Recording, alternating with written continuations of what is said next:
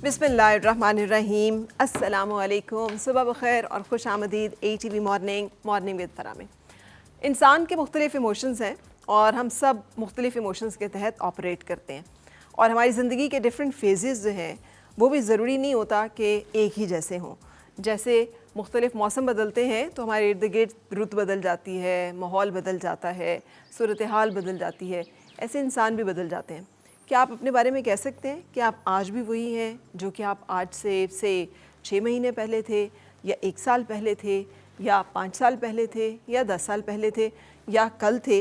कुछ ना कुछ ऐसा होता है हम सब की ज़िंदगी में कि जिसके साथ हमें लगता है कि हम पहले जो थे अब हम वो नहीं हैं। अब वो अच्छाई की तरफ भी हो सकता है और बुराई की तरफ भी हो सकता है। एक चीज़ जिसके लिए हमें कहा गया है वो ये है कि हम अपने ऊपर काम करें और हमारा हर आने वाला दिन, हर गुज़रता दिन पिछले दिनों से बेहतर होना चाहिए। और इसकी बेहतरी का मतलब हम समझते हैं कि ये है कि हमारे पास पैसा ज़्यादा आ जाए या हम जो है ज़्यादा कामयाब हो जाएं।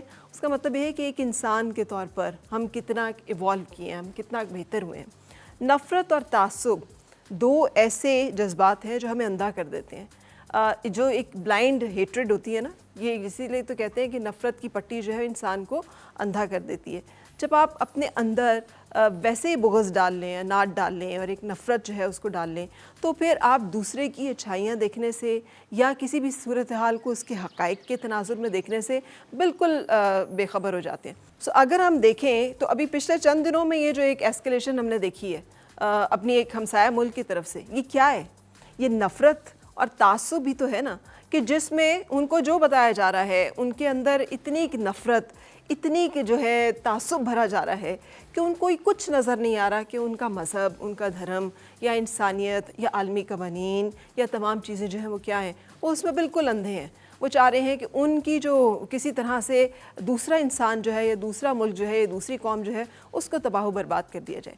सो नफ़रत, हसद और बुग़्ज़ किसी इंसान की ज़िंदगी में हो या मुआशरे के अंदर पहुँच पाए जाएँ, ये इसी तरह की इंतहा पसंदी को और इसी तरह की तख़रीब कारी को जन्म देते हैं।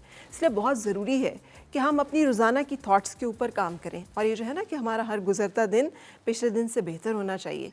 तो रोज़ाना की अपनी बैठकर एक छोटा सा डॉक्यूमेंट करना या 1 महीने के लिए अपना टास्क तय कर लेना कि ये एक बुराई है और इस बुराई को जो है ना ये ख़त्म करना है, इसके ऊपर काम करना है, ये अच्छी बात नहीं है, और रोज़ाना उसके लिए कुछ ना कुछ कोशिश करना, ये तमाम वो मेजर्स हैं कि जो हमें एक बेहतर इंसान बनने में और एक बेहतर ज़िंदगी गुजारने में मदद दे सकते हैं।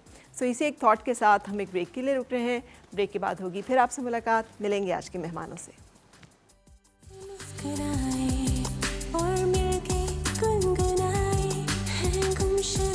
खुशियाँ सारी वो ढूंढ लाए, आओ फिर से